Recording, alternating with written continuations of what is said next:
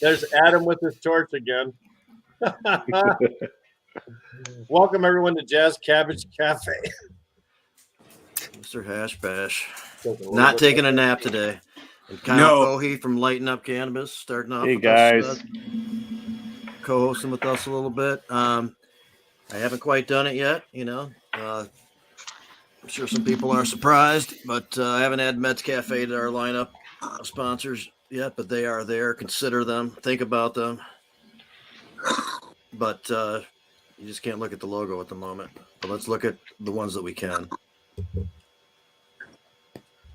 Jazz Cabbage Cafe is sponsored by Stone Depot, Exceptional Cannabis, the Redemption Cannabis Company, Real Leaf Solutions from Kalkaska, the Detroit Nutrient Company, GrowGreenMI.com, Custom 420 promos featuring that awesome Culture clothing.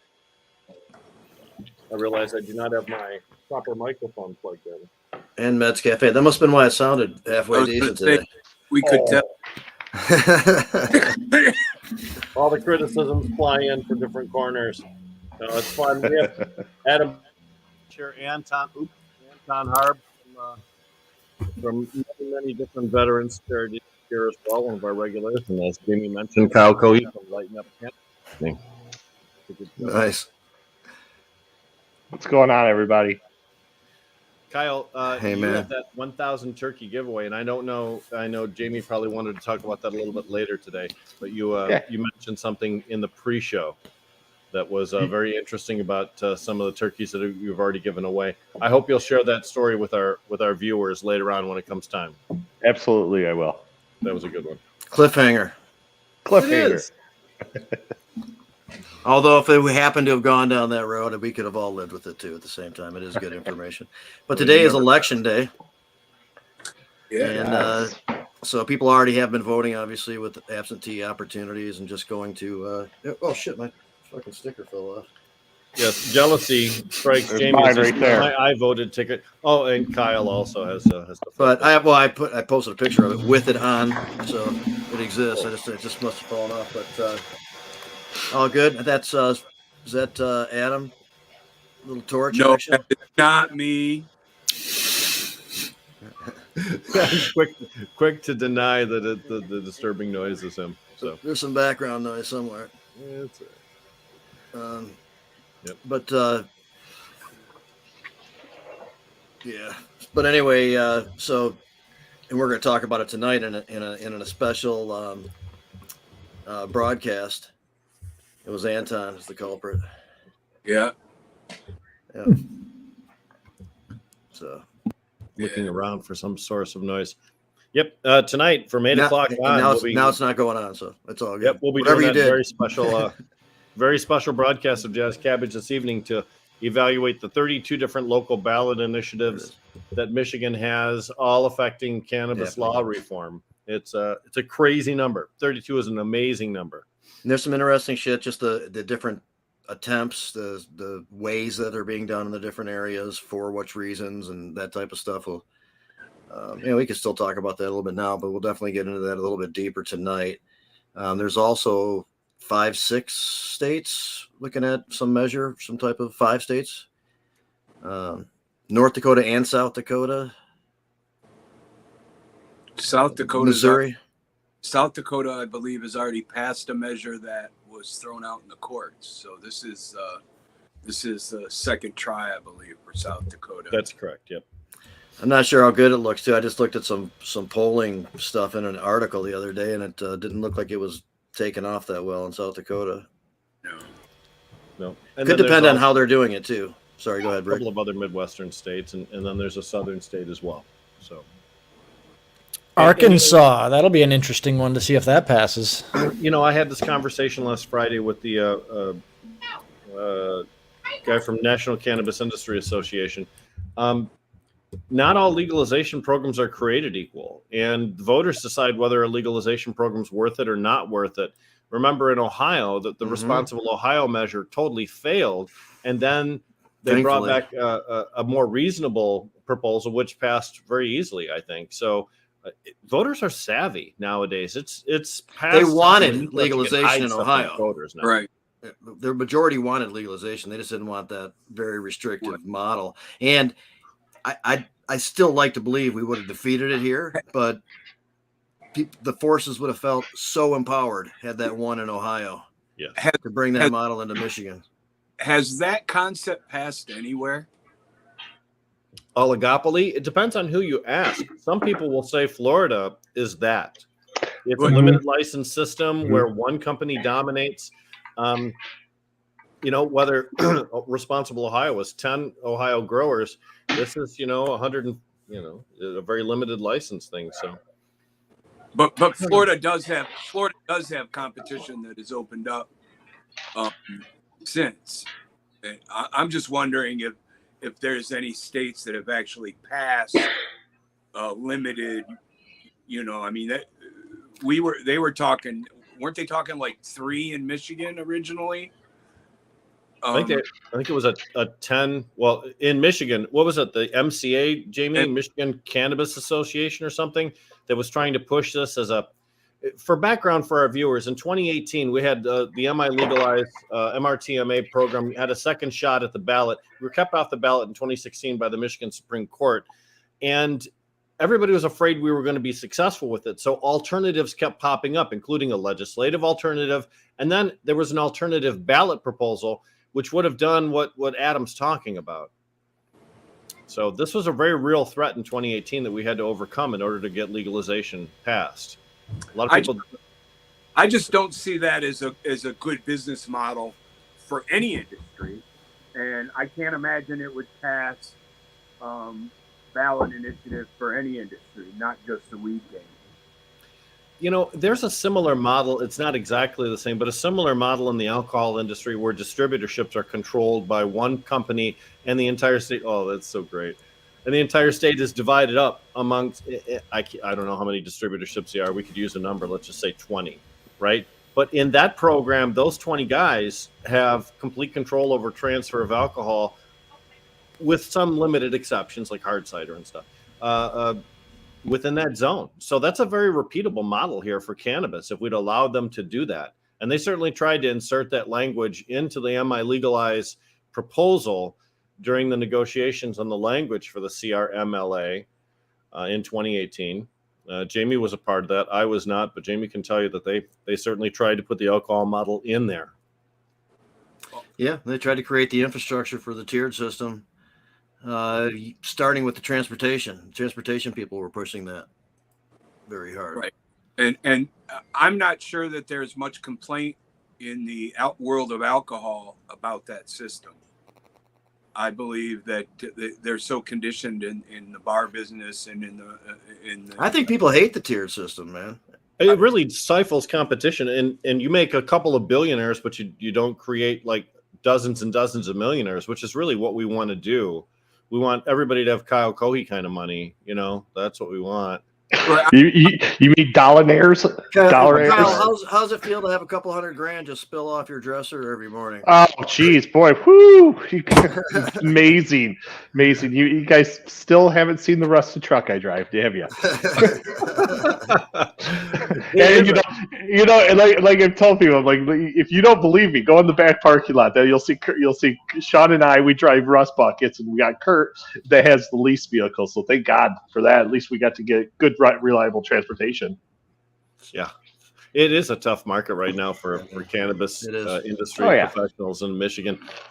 Great market for consumers. I'm loving the inexpensive cannabis, but I know that it comes at a consequence to people that I like, just like you, Kyle. It's a tough market, isn't it?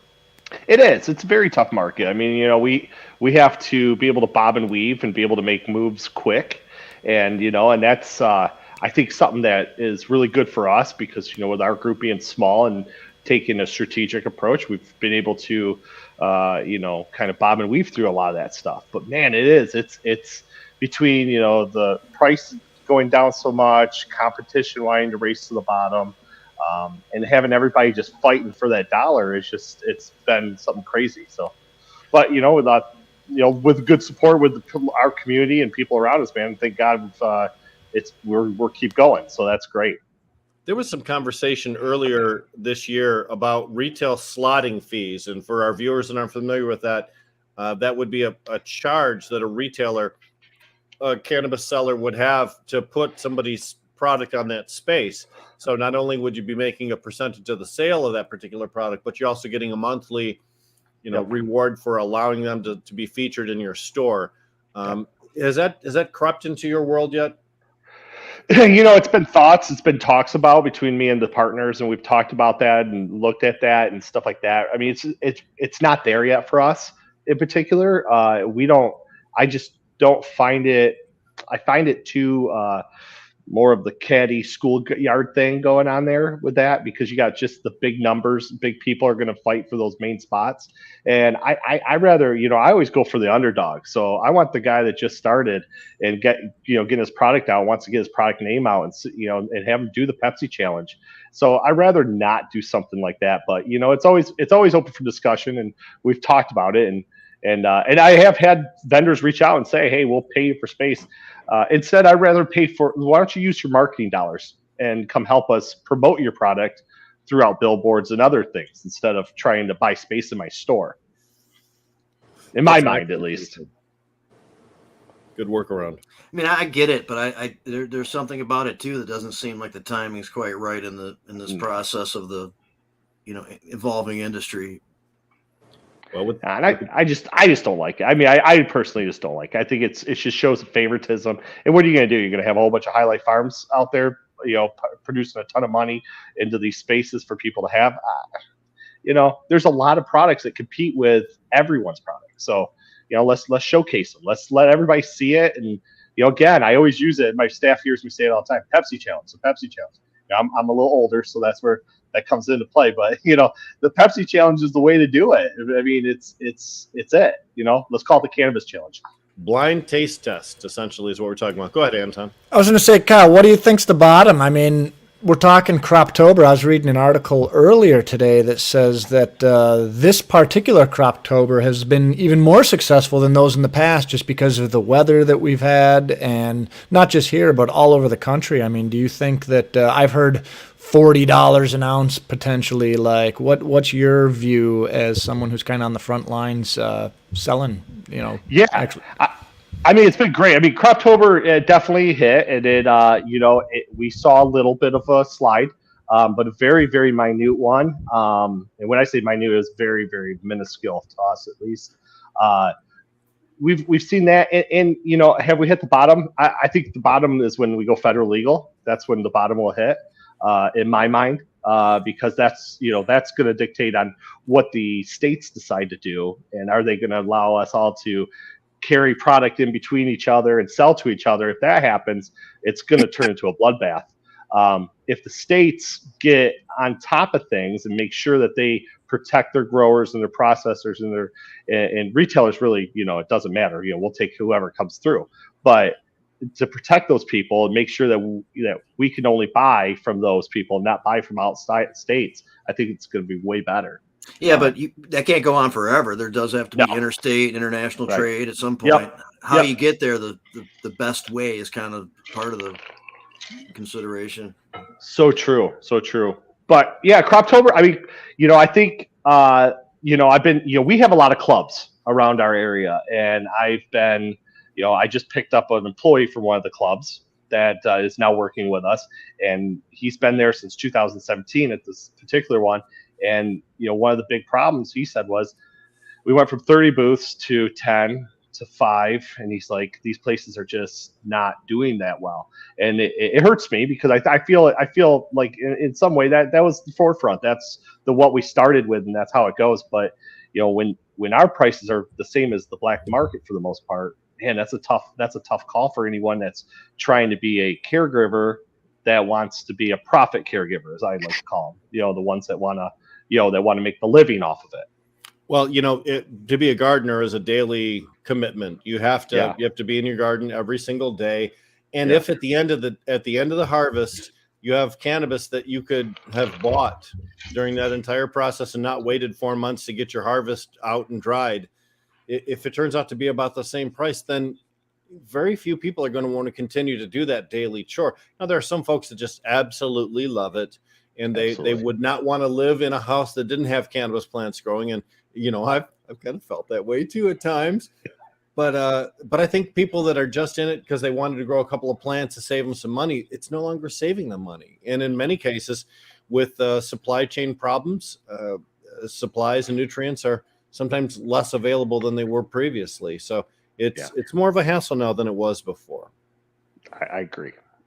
And I have a lot of friends that said the exact same thing. They're like, it's just not worth it anymore.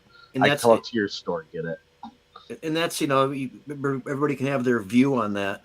And it's, in some ways it's kind of uncool that less people are participating in that way and exercising those abilities, but it should demonstrate to some of these big money interests and those after peeling back existing rights, thinking that it's going to help, entice more people into their own establishments or whatever that is, that type of activity wanes on its own just through this process of allowing these markets to evolve.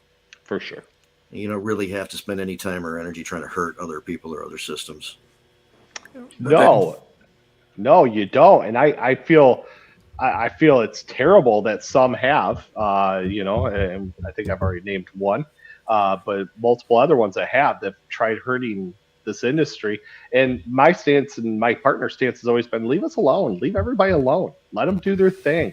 Things will happen naturally how it always does happen. And if they continue to keep going and keep growing and wanting to do their own stuff, their edibles, all that, do it, man, because I still enjoy trying everyone's products. I don't care if you're a caregiver, if you're a licensed marketer or whatnot. I want to try everybody's because I'm more interested in this plant, not interested into the profits and the political side of it. I'm more interested in what this plant could do for me and other people. Right on.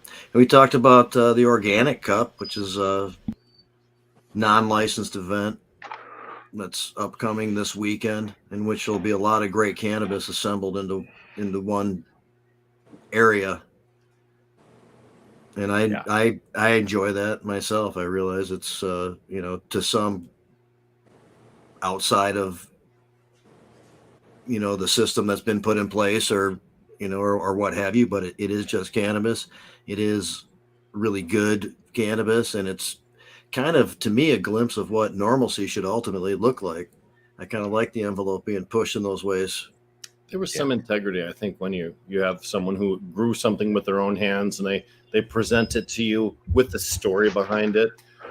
Cannabis has a mystery, a mystique around it that is kind of lost on, no offense, Kyle, but it's kind of lost on some of the retail transactions where there are just so many brands there. It would be unreasonable to expect the bud tender to know every one of those brands' stories. But in the old days, Adam's kind of smiling when we talk about the old days because he was young in the old days. Fact is, somebody had a big smile on their face when they presented you this bag. Sometimes you get somebody who didn't give a shit, and you were lucky if you had two choices instead of one. But when you dealt directly with a grower, there was just a deeper connection. I think, I really do. I agree. I mean, my two partners were caregivers from 2011 till undisclosed date, and they were caregivers, and I mean, there was nothing like going over to we always called it the barn. Go over to the barn and you sit around. We always cracked up because at that time I was working, I was working for someone and had a job, and I happened to be higher up, and I would be in a suit and I'd be going into this barn and grabbing, as much marijuana as I could and putting it in bags and taking it out and selling it to, dispensaries around town to get to know this industry for myself personally, because I wasn't a grower. And, but to be in that grow facility and see the plants and touch them and smell them and see them and have it, that more rawness to it. Yeah, I miss that. The shiny new buildings are cool too, but I do miss that. You know what I miss too is having an issue of High Times magazine that you sort of had to hide from some people, and you'd read it from cover to cover 3 or 4 times, and sometimes you'd find a buddy that also had one from a different, so you'd swap out, and it was just awesome. Go ahead, Adam. It's interesting because High Times had one of the highest repeat readership of any magazine, meaning that the magazine was Yes, handed the magazine traveled through a Something greater like number of hands than other magazines did. Yes. 8 to 12 times or something before it was disposed of or put away. But High Times was known, and the interesting thing would be an article would come out about something, doesn't matter what, and the weed world would change because an article had been written in High Times. Now, whether that article was factually correct or would apply to you in Michigan when it was written by some guy in Oakland, California, none of that mattered. People were still taking that product that they now had to find because grow shops weren't like they are today. There wasn't one in every community, and they had a hard time finding the product that some guy mentioned once. I had a buddy of mine, my grower, read an article about Denman Island in Vancouver, British Columbia. And he's like, dude, check this out. And I read the article. He said, we got to go. And we literally bought airplane tickets and flew to Vancouver. And the article. And rented a car and went to this island where you had to take a ferry to get over. And it was a wild trip, all based on an article that was written in the magazine. Well, I think High Times magazine introduced a lot of people to things like deep water culture and growing with mycelium and things like that. It was some of the advanced growing tips by some of the really good experts that are on there that really advanced the industry as quickly as it did. Remember that communication tool? I think the industry would have been slower to advance. Oh, it was important. It was important, man. We kind of talked about that with Malcolm when he was on the show a little bit. Remember that little self-contained growing thing that was always advertised? The Phototron or whatever. Yeah, the Phototron. One called the Armoire. We interviewed some guy a couple weeks ago on 420 Post. Yeah. My dad used to take mine and throw them away. They sold millions of those things. Yeah. The grow tents are still quite popular. I talked to the guys at Grow Green, and they said they sell a lot of them. Self-contained unit. You can have different plants in each one, different cycles, more than one plant in some of those tents. Some of the tents are big enough you could, pitch a tent in that sucker. So pitch a tent inside the tent. Climate control. And the technology. Well, you use the electronics devices. Has come down in price now, so they're more reasonable to get into. Right. And if we look at the evolution of the technology, look at LED lights versus the old school HPS lights. Now, when LED lights initially came out, it was the old blurples, right? The purple, red lights, and now we got companies that are able to dial in the PPFDs to the point to where they can really sing to that plant and that allow that plant to do what they want it to do, adjusting spectrums and VPD, right? Vapor pressure deficits, like getting into the science of things that I don't think was really explored back in the day just because, the technology wasn't there. And now with legalization, it's just kind of more in the limelight type of thing. And it's been kind of interesting to see from a grower's perspective, pH controllers and dosers and all these different things that are really allowing the plants to become almost self-sufficient. Monitoring your grow room on your phone, right? Oh, yeah.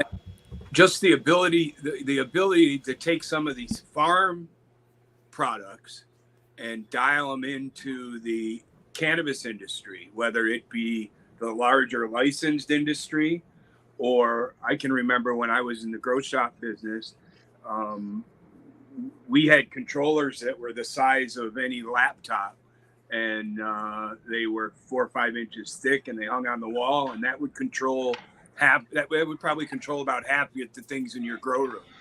Now they have the same control, meaning control the whole grow in a laptop. It doesn't require all these different factors to pull it all together. So we've come a long way in the 20, 25 years that technology's been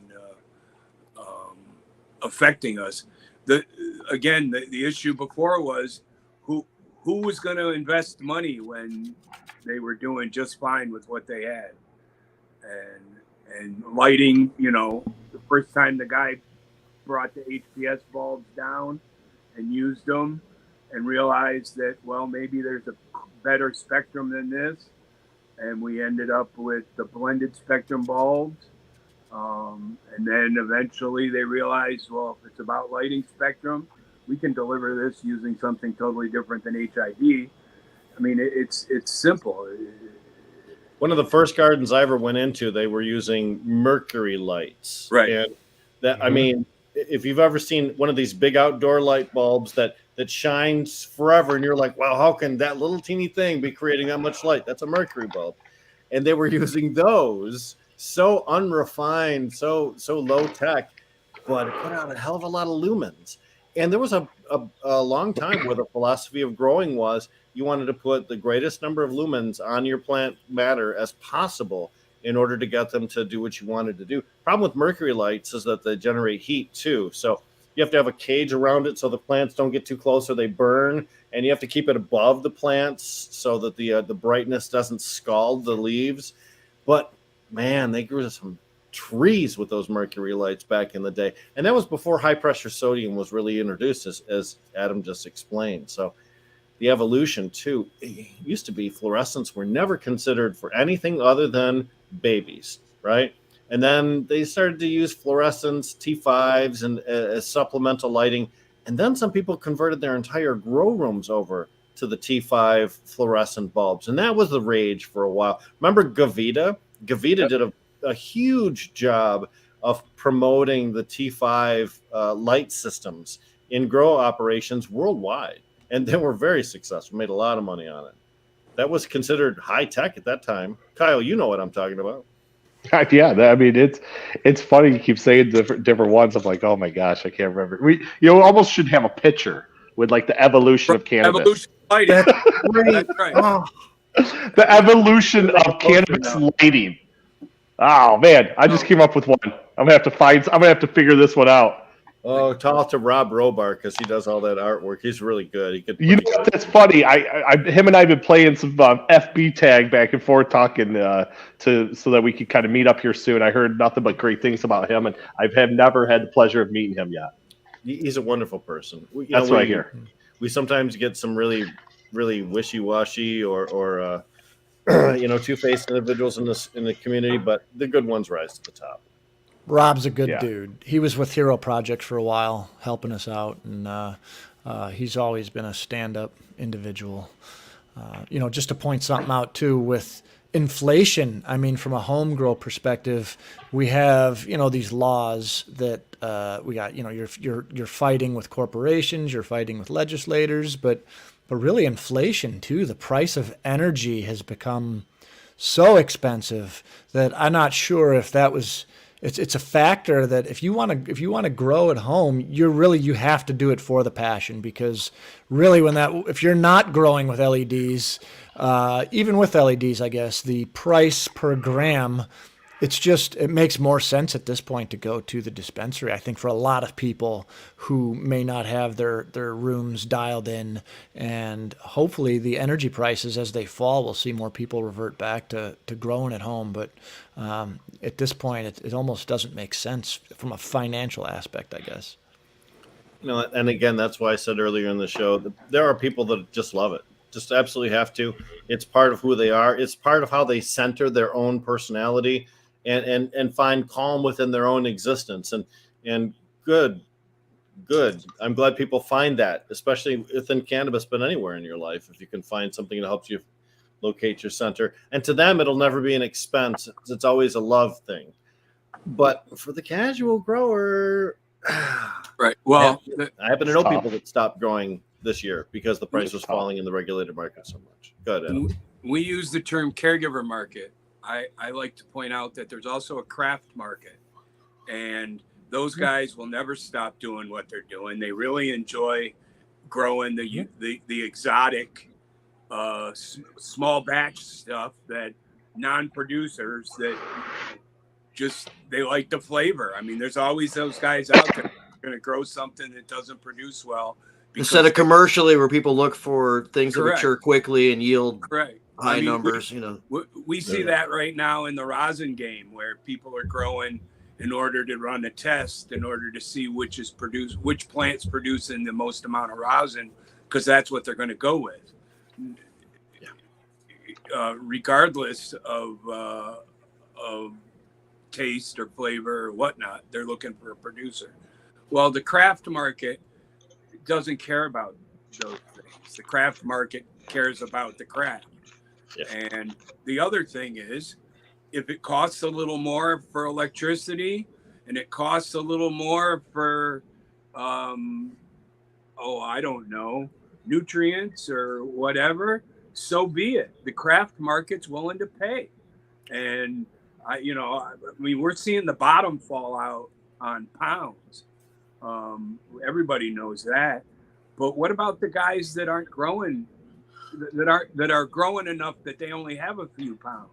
Those guys, if they're growing the right stuff, they're still able to get that high dollar, that high ticket for it, because it's so unique.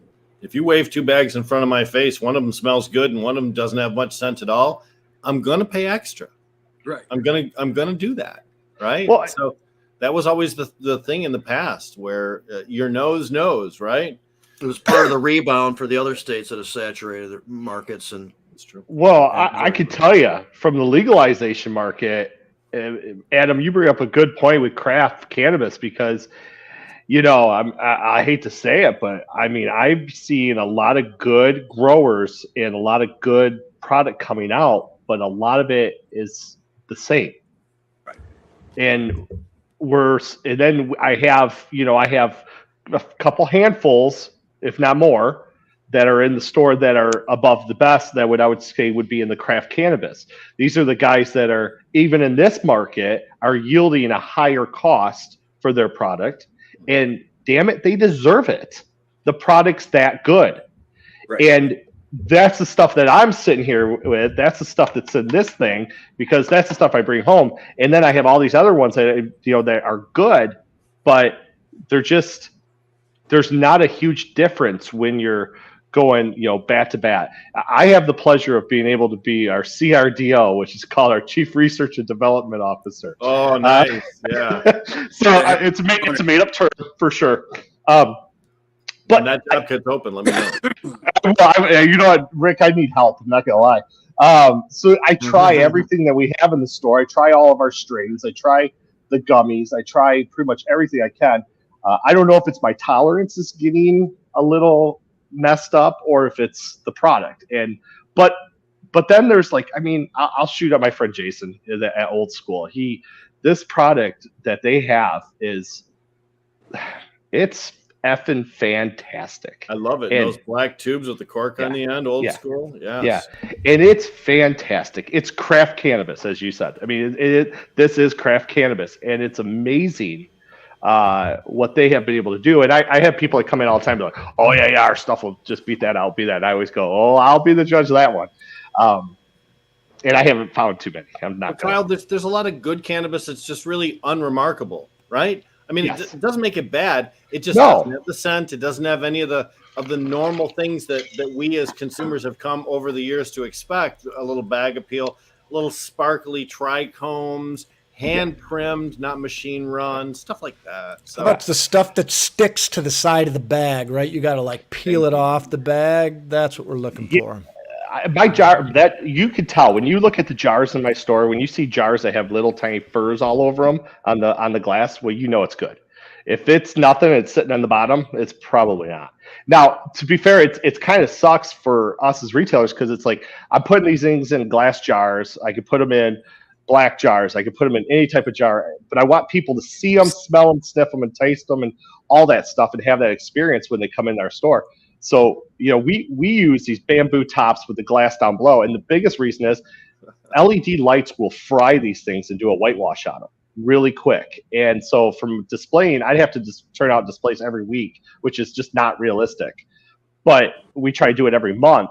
But you'll smell the bamboo in it, and you're like, I always tell people, don't go off of this exactly on this particular one, and we'll bring out the bag and show the bag. And we always keep them. We prepackage everything in our store. We don't let companies come prepackaged stuff to bring in our store. We package it. I get it in bulk, and I package it for the consumers because we chose not to go true deli style. We wanted to do it this way. We felt this would be the freshest way for our consumers, and it seems to be working. But we make sure that back Mylar bag's clear so people can see it and go, okay.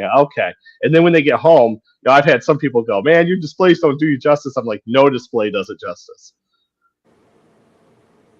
If that sample's been out for a month too, then it's it. I go to a lot of adult use cannabis retail centers, and I look at a lot of cannabis that's on display there, and a lot of it looks exactly the same. There's no color variation. They have a name that's on there that includes a flavor, cinnamon kush, orange Skittles, whatever it is, but the cannabis never tastes like that. So you have to say, if the name implies I'm going to get an orange experience and I don't, then I'm disappointed. So it's so difficult to predict. That's why you really need to get your snoot right up into that if you're capable of. Go ahead. I literally will tell my bud tenders, if you got somebody comes in, they look and they're like, I don't know, it doesn't really smell right. Going back, grab a bud out of the cookie jar, bring it up, show it to them, crack it open, crack the buds open, grab an eighth, open it up, show it to them, seal it back up. Let's just go redo it. No big deal. Make sure the person has the experience. We are extremely picky about the flower that comes to our store. I mean, extremely. We have our price point flower, which you got to have. I mean, you just have to have that. That's the price Everybody's point. got a market. It's not the best, but it's usable, but it's also cheap, so it's inviting to a lot of segment of the market. Yeah, I mean, I hate to say the THC way, but that's really kind of our book, because that's what everybody's been trained on. We're trying to retrain them under different things with terpenes and everything else, but it takes time. So until then, our THC, our lower end always is in the 20s, sometimes in the high teens, which that doesn't matter, but it's typically, that stuff goes pretty good. And then we'll have our middle tier, and then we have our top tiers, and our top tiers do really well. And our middle tiers do well. Our lower end tiers, that's our price point shopper. And they're just there to get, because they know it's going to be good no matter what. It's just not going to be the greatest. Well, by volume though, on the three tiers, which one moves more product? Middle. Lower tier, middle tier, pardon? Middle one. The middle tier. So Yep. Not the cheapest, not the most expensive, but the middle of the road products. Yep. And the highest ones are close second. Is a close second. Our highest tiers are. But again, we're so picky. Like we do I call it a 4-point process. So it comes in, Brandon, before it even comes on the shelves, we have the conversations with the growers. We go see the grower. We go tour the facilities, look at everything. Then we bring the product, get some samples. We don't go off of the samples, because the samples usually don't do justice for these guys as well as showing it in my display case. So I'll maybe do an order, get an order in, check it out. Brandon and a couple of us will try it all out, make sure everything's good, and it goes through 4 people. And Brandon and I are the 2 staples, and then we have one of our bud tenders, typically 2 of our bud tenders. Sometimes I'll even throw a customer in there and just have a customer try it for me and get their opinion as well. And then if 3 of them say no, it's out. If 2 of them say no, someone better have a very good story about getting this company in for whatever reason. But we have to have 3 or more. I have gotten some. I'll attest. I've gotten some great flour from you. What was that? Godzilla glue, Kyle? Right? Yeah. I couldn't. From Nura, and look, to find good glue, like the real glue where you smell it and it's like, whoa, that's real.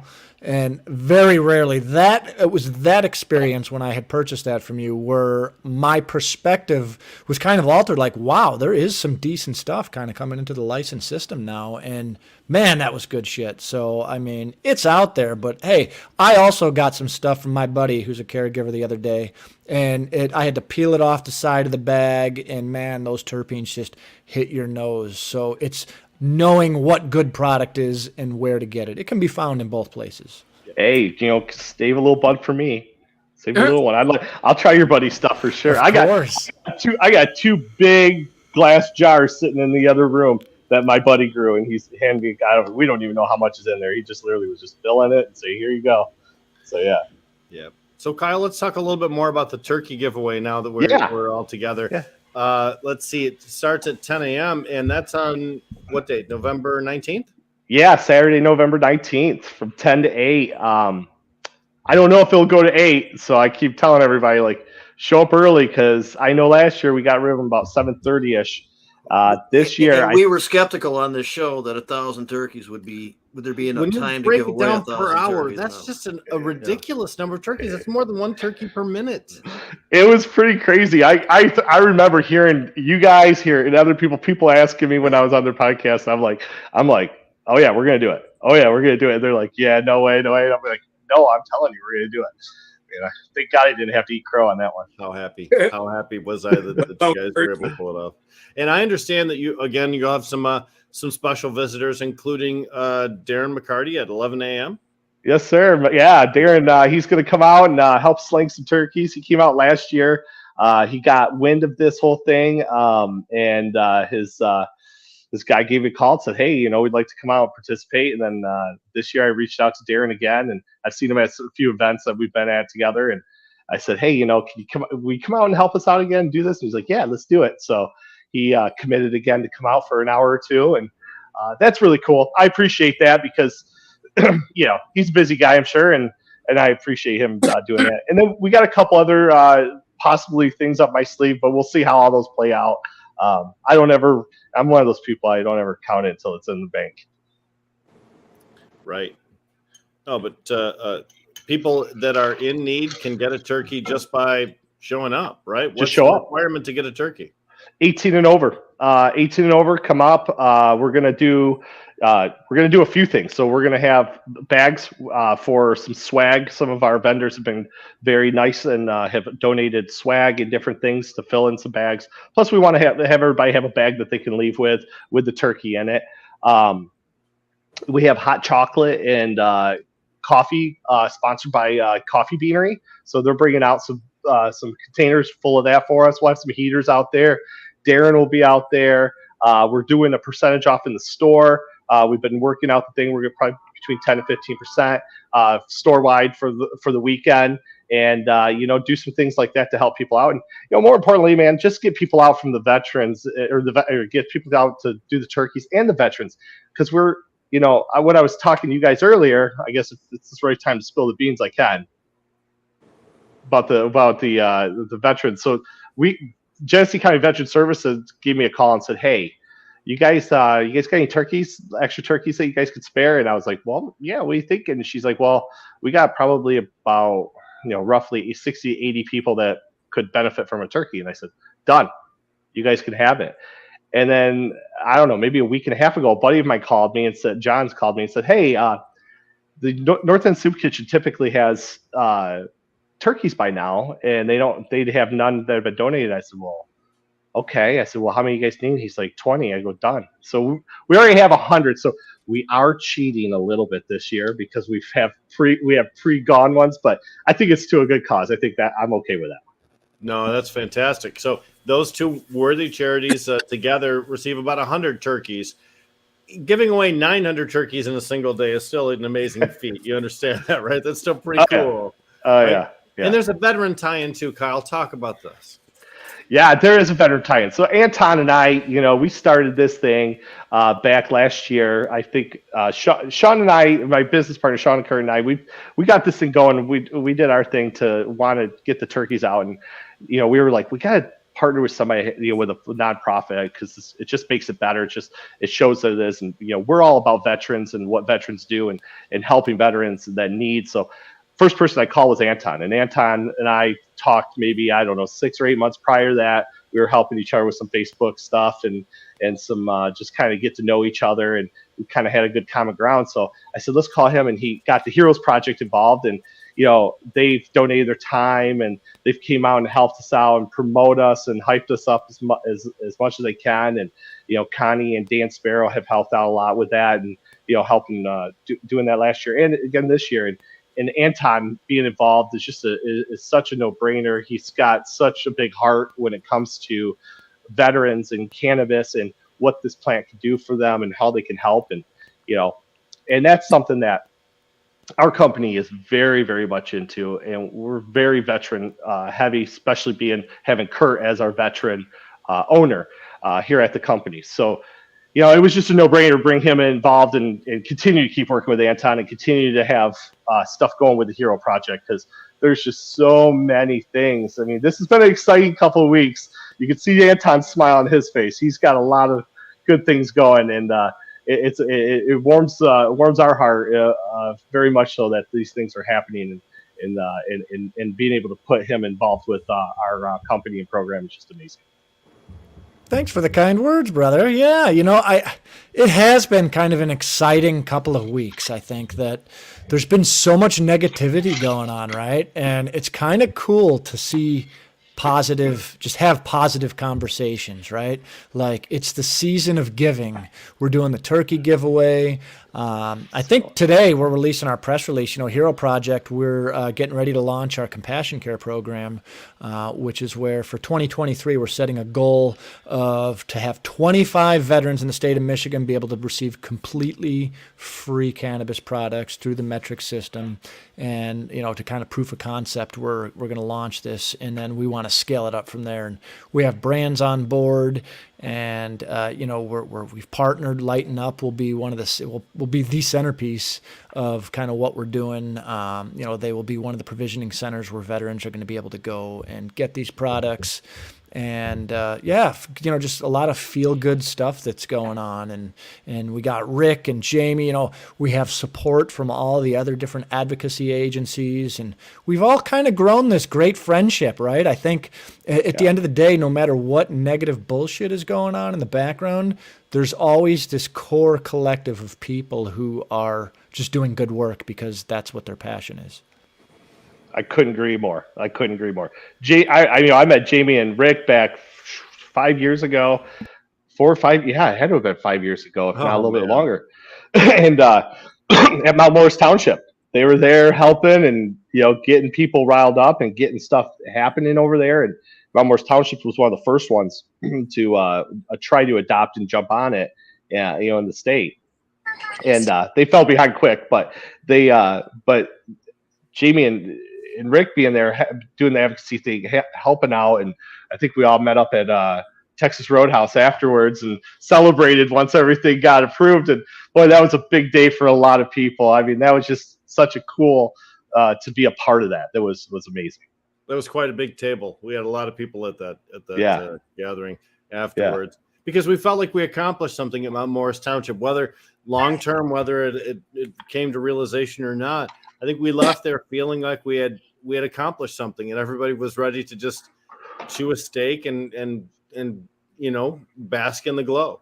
So there was a group there that was working on it. Nick Acro included, and he actually at one point asked me to call the city attorney just to be available to help us with information if they needed it, and that turned out to be a good connection. But a lot of people worked on that, and ultimately the concept that the council should take it into their own hands and get on top of it and do things in a controlled manner was appealing, and they took the advice of the attorney that instead of letting it go to ballot or let this obviously competent group continue to work on the issue doesn't make that much sense. So it was kind of a good night. They made a decision not quickly, because there was a lot of work that led up to that point. But when they saw the writing on the wall, they spun it around though. So it was pretty cool when they worked out like that.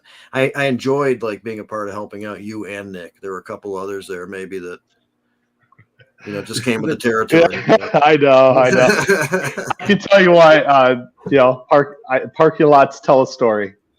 Yeah, well, a couple of opportunists are usually lurking about whenever good advocacy is done, right? That just seems to be the way it is.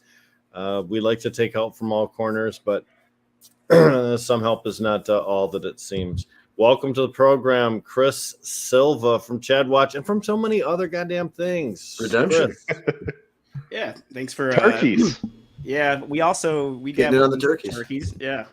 Hold on, I don't have. Yeah, so Farmhouse and Stone Depot are kind of participating too, and local roots. Local roots, right? And Roy was actually really big in getting all of us linked up together. We were all kind of doing it kind of on our own, like last year, me and Casey and at Farmhouse and Redemption, we just kind of we saw you were doing 1,000, bro, and we were like, can't do that. We started doing this like 2 weeks before Thanksgiving. We were stoners, so we did like 100. But we worked with Redemption. We did it as a vendor day, and we also incentivized people to donate like other side items that would go with Thanksgiving. And so we had a nice vendor day, and we just wanted to do it like out of the back of a truck, like old school 70s drug dealer style, and that's what we did. And we worked with like a couple of the community nonprofits in our neighborhood just to make sure that like the people who lived around us that were in the most need, which if anyone's been to Farmhouse, it's we live like in a pretty impacted economic community, like right where like affordable housing and stuff meets industrial. Grand Rapids area. Yeah, it's like the near east west side of Grand Rapids. Neighborhood I grew up in. It's very, very working class, and definitely a lot of people needed it. So I would say more than half of the turkeys went to just people who lived there. I don't even know if they necessarily smoked weed or anything, but they're all our neighbors and stuff. And so that's how we did it last year. Call it Felons Feeding Families, and it was a nice. You can make it kind of a prerequisite this year. You can, take an extra step and screen them. And if you don't smoke this joint, you don't get a turkey. Oh, it was amazing. I'll be honest, it was amazing how many people were like, "What do you do here? Are you a lighting store?" I'm like, "No, not lighting up as a lighting store. We're a cannabis." Like, oh. I mean, you'd see these little old ladies. Oh my goodness! Are you kidding me? Because like, they no. can't smell it from the outside, Kyle. That they see such a good deed going on too. They're not able to put that together quite. I know it. So I mean that we didn't have a huge store turnout that day, but that's not what it was about. It's not about that. If I didn't have customers that need medicine, I would close the doors. But I have too many customers too. Traffic cop in the parking lot. That's how many people were there that day. I mean, we had the cannabis was there. Haas was there with the cannabis. Was there, yeah. Cool. Right. Yeah, you remember? Yeah. Yes. Yeah, it was off-site. It was on an adjacent lot, and it's. He wasn't there. He was nearby. He was nearby. Nearby. That was the cool part about it was that I thought was really more than anything was you had people that were non-cannabis people. You had grassroots people that don't really necessarily care about the stores or the. Nope. You had a big nice caregiver group there that were not pro-license. They didn't care either way. You had political. You had a celebrity. You had just good old people. You had the hood. You had the country folk. You had so many different people and that came together that just were helping other people. We didn't give a shit what we did that day. We didn't give a shit about who we were that day. We just cared about helping these people, and that was my goal the whole time. And I kept telling Anton, I'm like, I just want to let everybody needs to know that's coming. There's no mic for them. The mic is these people that are coming to get these turkeys. The mics and the egos need to stay in your car. Once you leave, put them back on, do your thing. But when you get there, it's all about these people, and let's make sure that they get taken care of. And man, and to watch the community was helping other people. Can I get 2 for my grandma and my uncle? Can I get 2 for my cousin? Can I get 1 for my brother, my sister? Not everybody has a car, so you have to accommodate whenever it seems reasonable, right? Yes. The ladies coming from the churches. I think we had 5 churches pull up and say, we'll take anything you can give us. So we give them like 10 apiece. We're like, here, take 10. They're taking them to the churches. I mean, I'm assuming these people are all doing the right thing, and I would hope so. And I would. If somebody eats them, that was the right thing. Correct. I live just a short distance away from your store, probably about 4 or 5 miles tops. And to be honest with you, there's a ton of small churches here that are in need of help that always have people coming in, and it wouldn't surprise me at all, especially if you go over I-75 and you're on the east side, then you're into Beecher High School territory and some of the northwest side of Flint, and that's a really an area that needs assistance. And there are still lots of houses of worship of many different denominations through there, so I wouldn't doubt it. Yeah. And there was, and there were so many people that were just so thankful. People crying, and I think this year is going to be a little bit more special. I mean, last year we got Alpine Market, who is a market right in Linden, where I live. They were the only ones that really wanted to work with us. All the big box stores really kind of snubbed me out.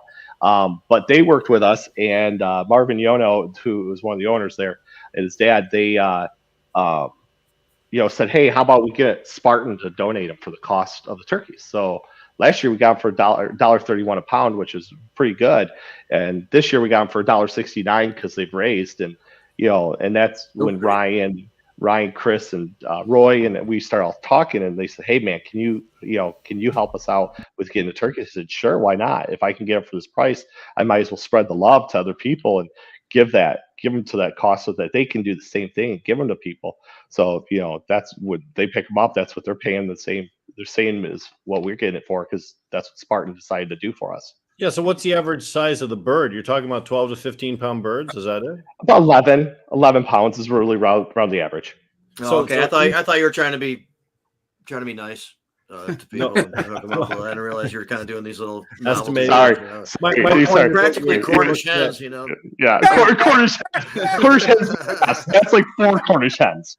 Yeah. It is a huge discount though, because I forget what we paid last year, but we paid like 3 or 4 times that. We also were getting a deal. You know what I mean?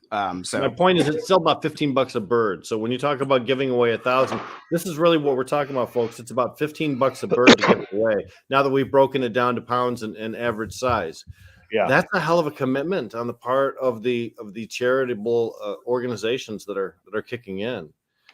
Wow, it is, and that's the amazing part. Is my sponsors were they're rock stars, man. They really are. I mean, and I couldn't do this without them. There's no way. I don't have this kind of money. Name some of them off again. Yeah, no, I got the whole list here. So we got Neura Cannabis is one. Select 710 Savant, amazing flower, by the way. Okay, the good stuff. Ocana, Divine Buds, another good flower. Franklin Fields, everybody knows Russ. He's a good guy over there. Detroit Edibles, Lit Labs. Old School Organics. If you want some of the best flour, you've heard it from me. Don't shoot the messenger, but I promise you won't be disappointed. Humblebee Extracts, Relief, Tom and Krista. We got Darren McCarty and his brand. Mary's Municipal, Breeze, Stizzy, Taylor at Valor Craft, or as I told James, the CEO, I call it Taylor Craft. Frosted Farms, Tuckaway Mini Storage. They donated like the chairs and tables and all that stuff. Science, Grown Rogue, Farmhouse. I got them on there. Platinum, Vapes, Twisted Heights. Twisted Heights is another one, guys. Keep an eye open for these guys. Some good caregivers that are growing some amazing product. Outfront Media, they put our digital billboards up tomorrow. They do it for free. That's so cool. They do that in Genesee County for us. Monster Extracts, Bobby Dodge over at U-Baked. He's always a good supporter of us and a great supporter of the Caregiver Network as well. Funkmaster, Leo, this guy, new to the market, new to the game, in Jackson. Check his stuff out. Look for Funkmaster. It is probably some of the best craft cannabis that I've been seeing out there. It's right up there with the old school stuff, so check them out. MKX, Dixie, Coffee Beanery, doing all the coffee. Greenleaf Cannabis, a new grow that hasn't came out yet, but looks like it's got some good product coming. Alpine Market, Mitten Extract, True, Kevin Pybus. We all know Kevin. He helped us out. Parker Homegrown, a little 5,000 square foot Class B grow facility in Basore. Greg Parker's good people, Genesee County boy, real good people. It grows some just crazy stuff. When I say crazy, like the purple, blue, pink, he's got this stuff called Coney Island cotton candy, cotton candy Coney Island, and it is pink. And when it gets done budding, it turns like a purplish blue, but it's pink inside. Very nice. Yeah. It's I told him, I go, how many blue lights did you actually have in there to make that happen? So Kyle, you've been very busy because that is a huge list of participating sponsors in your program. That couldn't have been just one afternoon of phone calling, my friend. No, it's about 4 weeks of my time that I designate 100% to. It's my baby, it's my project. I like to do these things. I'm so fortunate to have two amazing partners that run the business and keep things going, so that I can do these fun things like this. And and I also am always there every day assisting with those guys. But I definitely get to go do the fun stuff. But I'm the empty nester. They all got little kids, so the tables have turned first time ever with me and my friends. So they all have kids, and now I'm the empty nester because I had my kid early. Well, and Kyle, the other thing you've been helping with too, the Warriors Cup we have coming up. This is a whole nother project. Rick, I don't even know if I've talked to you about this. Sponsored by Redemption Cannabis, the FOB 1620 crew. We're getting together, and we're doing like a first of its kind cannabis competition where we're gonna actually go through a lot of this small batch craft cannabis in the licensed world. Kyle is one of besides Darren McCarty, who is our special guest judge. There's a panel of 8 of us, and Kyle is the only non-veteran. And I thought it was important to have him there because for me, before I had anything to really do with the cannabis community, I could always go to Kyle, and he always had a recommendation, and his recommendation always helped me. If I needed something for sleep, he'd say, try this, and I'd go to sleep, right? So, it's not just a turkey giveaway, right? Redemption, Nate Darling has been in the background working feverishly on this to try and, again, bring some positivity to the community and highlight some of these brands that we feel are doing good work. So, you're a man who wears many hats. Warrior Cup's gonna be cool. Thank you, Anton. I appreciate it. When we look for that Warriors Cup. So what we're doing, we're going to do December 16th from 6 to 7. We're doing a live stream. And really the way we're doing it is different from the other competitions. We're having, instead of like an indica sativa hybrid category, we're doing it based upon elements that the veteran community may face. So a chronic pain category, a PTSD category, appetite, daytime, the things that veterans need. And what's cool about this, and Kyle, you know a little more about this than I do, no THC percentages, only terpene profiles. And we're giving each company the opportunity to submit only 2 strains, even though we have 5 categories, because we want this to be a test. We want to test the companies to see if you're going to submit a product for sleep, does it really work for sleep, right? So we're being intentional about how we do it. So yeah, we're going to live stream that, and yeah, I think it's hopefully it'll be cool. I'm pretty jazzed about it so far. So you're gonna give the cannabis to veterans and the other people on the panel ahead of time so that they can test that, and then during that hour you would all describe your experience with each individual cannabis product to determine what was best. That's actually pretty cool. Yep, and then we're going to try and, the panel is mostly made up of combat veterans, except for Darren and Kyle. So, and Darren can attest, years of professional sports beat the shit out of him too. So he's a good test subject. But yeah, so we're hoping to give the judges at least a month to go through. It's a lot of cannabis to try. So yeah, and then we're going to get together and then give the awards out via live stream. And we're just doing flower this year because we want proof of concept. We want to work out all the kinks, but hopefully next year we can get the concentrates and the infused pre-rolls but this was an invite only competition, and these were brands that we each had input on that we've just had good experience with. There's no remediated product.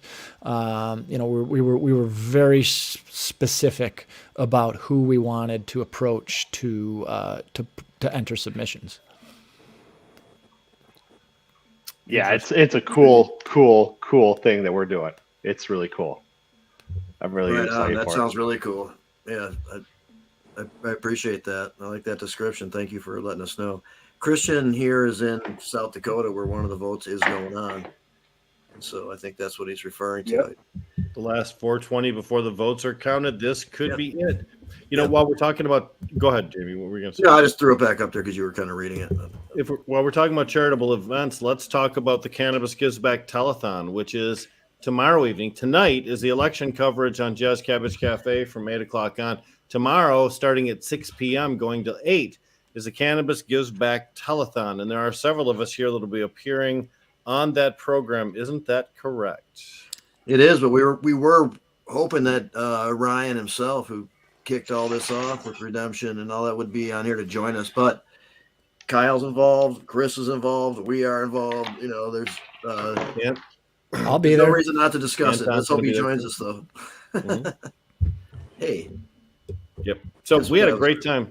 Chris, you participated guess last who year. just joined us? There you There he go. is. Hey, What's up, brother? wondering where you Rick, guys Rick were was trying at. to, Rick was trying to talk about this stuff without you, man. Just to let you know. I was setting up the conversation so that when you arrived, there was no wasted time. You could Everyone was get like, right what into about it. Ryan? He was like, fuck Ryan, man. Yeah. Whoa.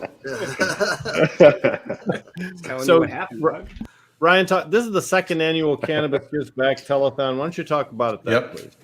Yeah, last year was the first year. The only controversy was the name. Jamie Lowell made a pretty big deal about it. But we did come back with the second year, so now it's a null and void. It's the inaugural, now it's the annual.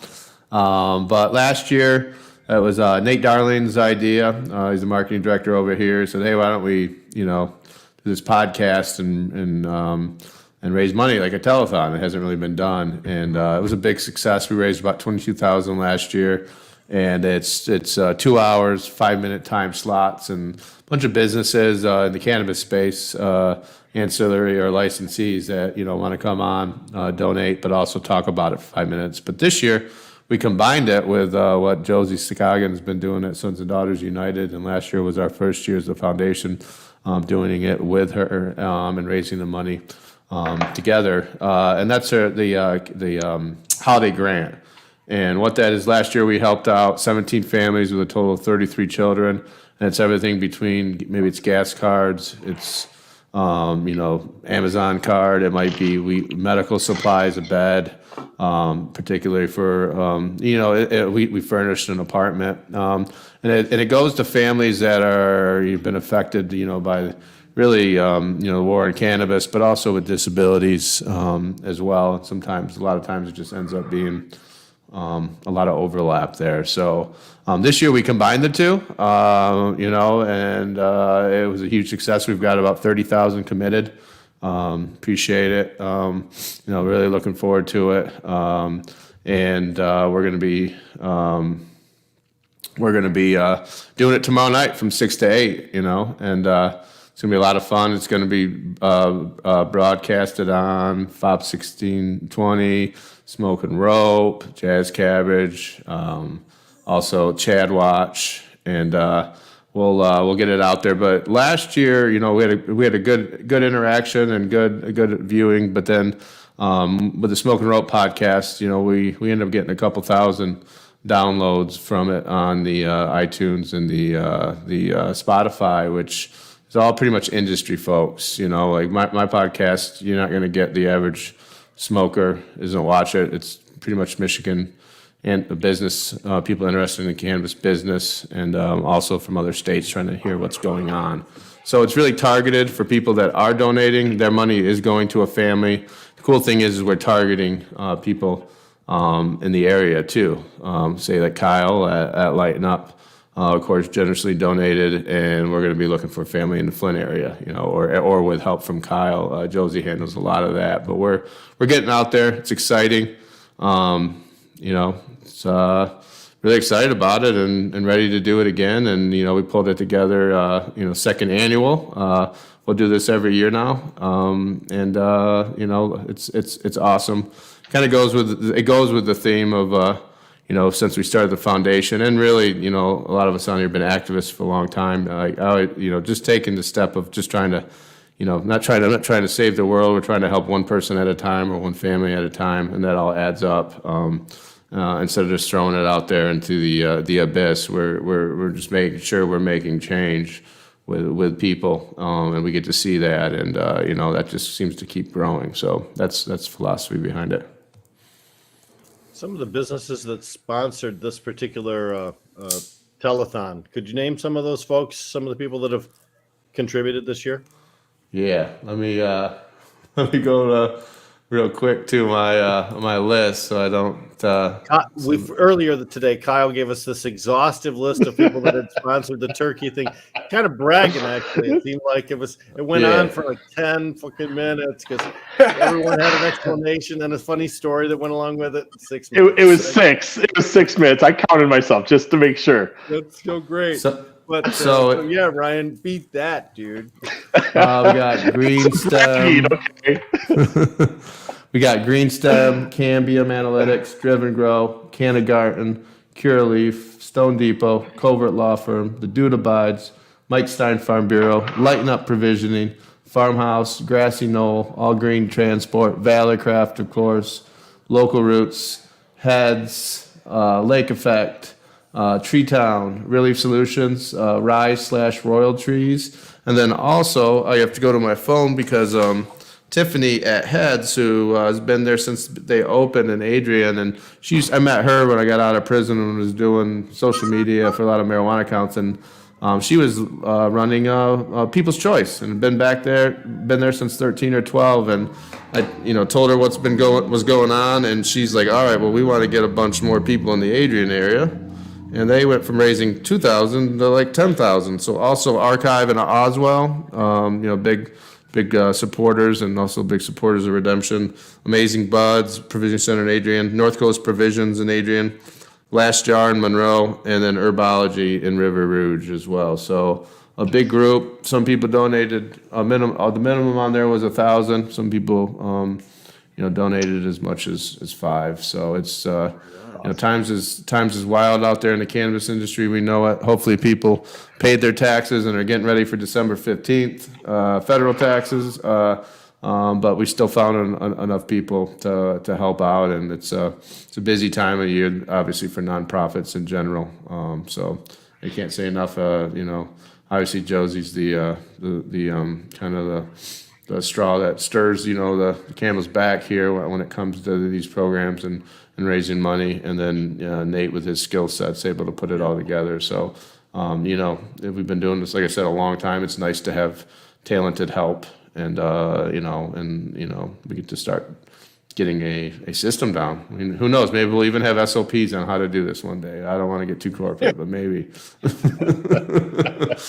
Josie was on last week, and definitely set the stage for a lot of this stuff, and we don't have to go too deeply into it. She's just awesome. She's very passionate. She's got the energy. She gets this shit done, man, and gets results. It is a really good team, and last year was a lot of fun.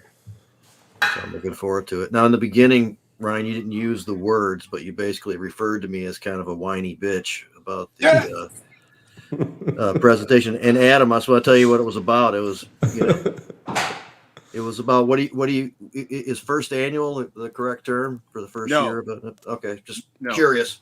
Adam's pet peeve also. That's my right, but I mean, we were almost. I thought the event might get canceled. That's how bad it was. Oh, Yeah.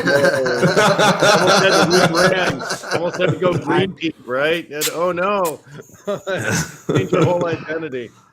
Let me just observe real quickly that the whole big list that Ryan gave and the whole big list that Kyle gave, there's very little overlap between the two. And you know what that really means?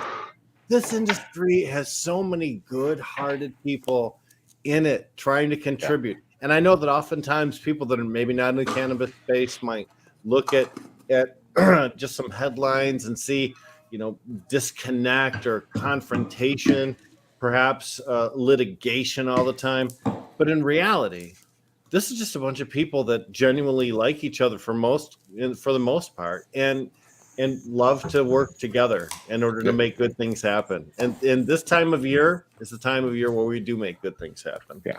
In the holiday season. So it's all come together beautifully, but people should really take a lesson from the number of names we heard today as contributing towards good things.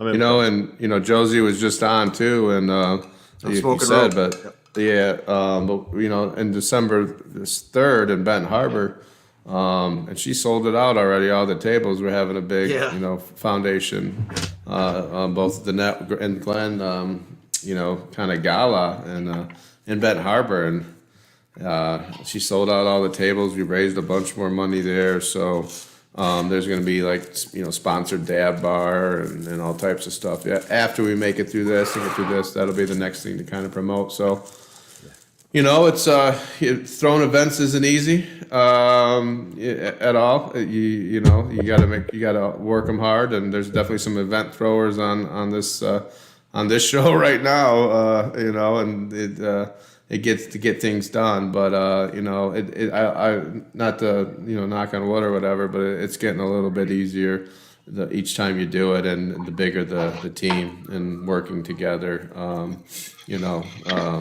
Working together and having companies that want to support it. So I'm couldn't be happier with where we're at on it and how it's going, and I'm looking forward to the show tomorrow night. You said last year we raised about $22,000. What's your estimation for this year's yield? Well, we should be at about 30. We're at 30 right now, so yeah, I think Cambium, like I said, they're on there. They're willing to match up to like 2,500 match. I mean, there's some stuff going on. So we're gonna, last year we got donations throughout the show, and then they came in once people listened to it afterwards. We're gonna go out shopping. It'll be we'd like to have most of the gifts bought and handled by the end of the month. And get going to that. And then I know you guys already talked about it.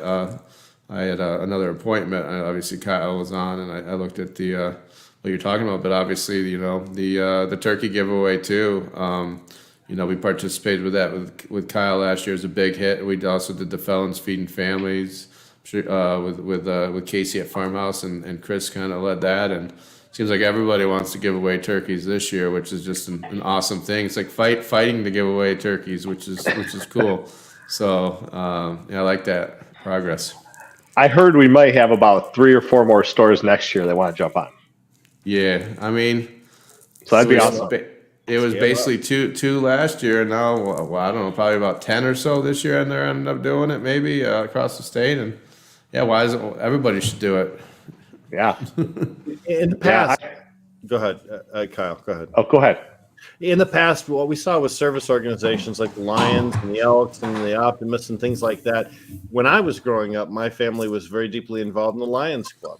But those type of advocacy organizations have faded now. And perhaps the cannabis industry is one of those sources of relief for a community that has always depended on it, but maybe has been lacking, willing people with the charitable mindset to be able to take this and run with it. Families will regularly know to go to the dispensary around Thanksgiving to get their turkey, as opposed to some of these other organizations that used to cover that ground.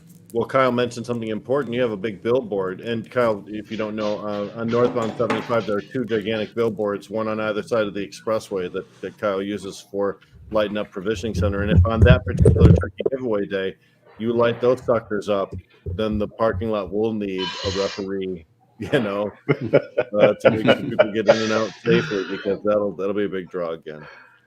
Yeah, I think out front, I gave them all the images, all the screenshots of everything, and I think they're doing 2 or 3 digital boards around Genesee County. The one right by the Bishop Airport, where all the highways come together. It'll be up there, and I think that's awesome that they do that. That's so cool. The fact that the media companies and the government are I hate to say permitting, because but the fact take our money. Come on. Yep. I mean, the first time I saw a billboard in Michigan for cannabis was 2000. What was it, 9 or 10? With that very first expo down in Detroit, where it was so muddy on the day they had to put straw down. That was the first billboard I saw, but it was, I don't think anybody recognized that it was a cannabis event that they were advertising. No.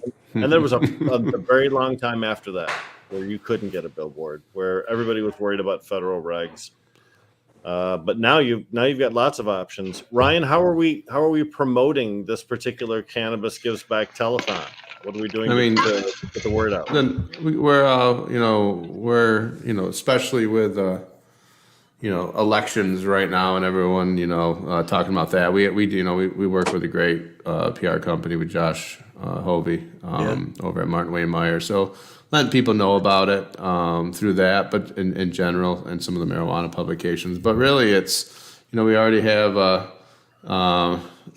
um, but no, really, it's more about our normal broadcast, whether it's social media, putting it out there. Instead we're not having a regular smoke and rope tomorrow. We're gonna have a later one through the podcast, and just through that, really it spreads, and we'll get a couple thousand people listening to it, or maybe more this year. But that's the idea, and then sometimes it's finding those families and.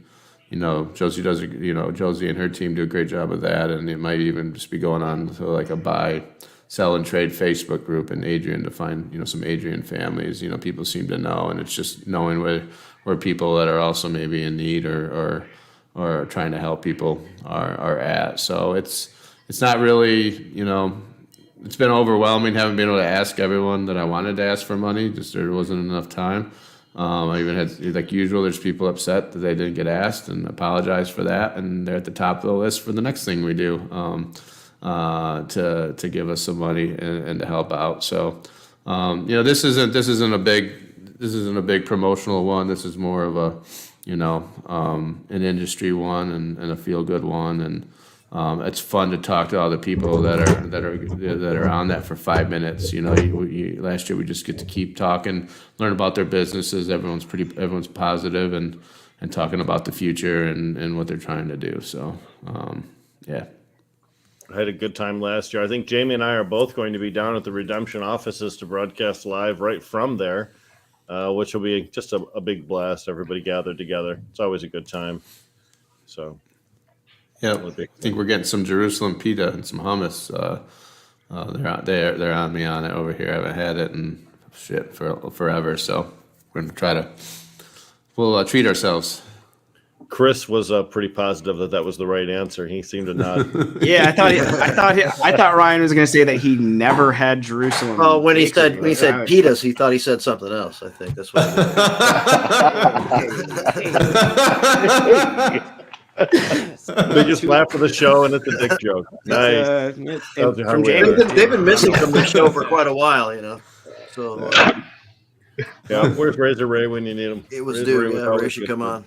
Getting us ready for Trump's America, I guess. Yeah. So everybody voted, I hope today, and or had voted prior to this with an absentee ballot. So I was at the poll today. I was number 227. I asked the woman if that was good. She said, "I don't know. This is my first year." So poll workers have changed because some of the old people that used to do it are just intimidated away. So my old ones were there, but I went at 2:30 and it was packed, I thought I was going to go at a slow time, so I'm glad I didn't wait. Wow, that's good. That's not what he said.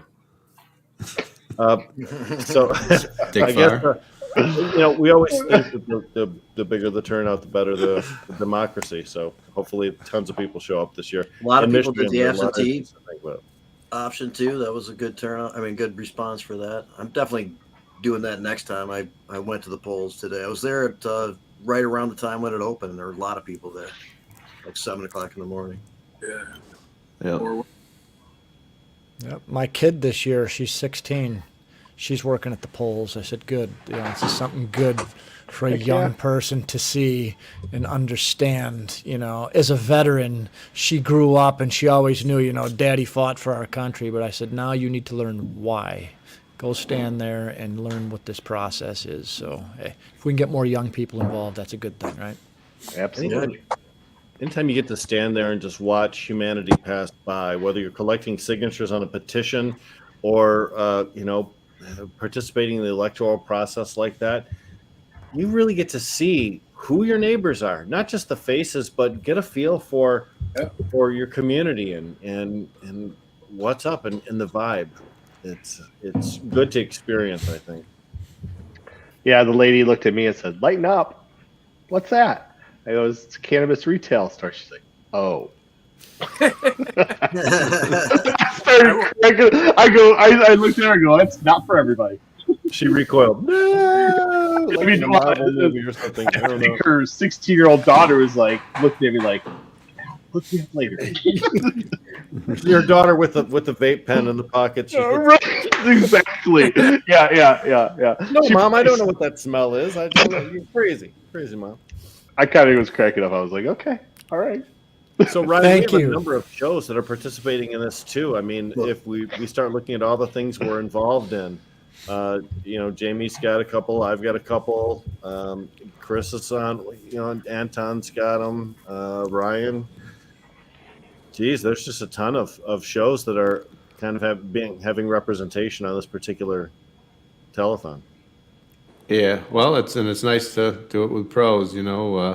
I host my show, and for everybody that hosts a show, it's kind of nice being on there. I know when I've gone on, it's working with the flow and just what you got to do with it and the whole process. So I'm looking forward to working with everybody, and we just got to keep them tight on that 5 minutes.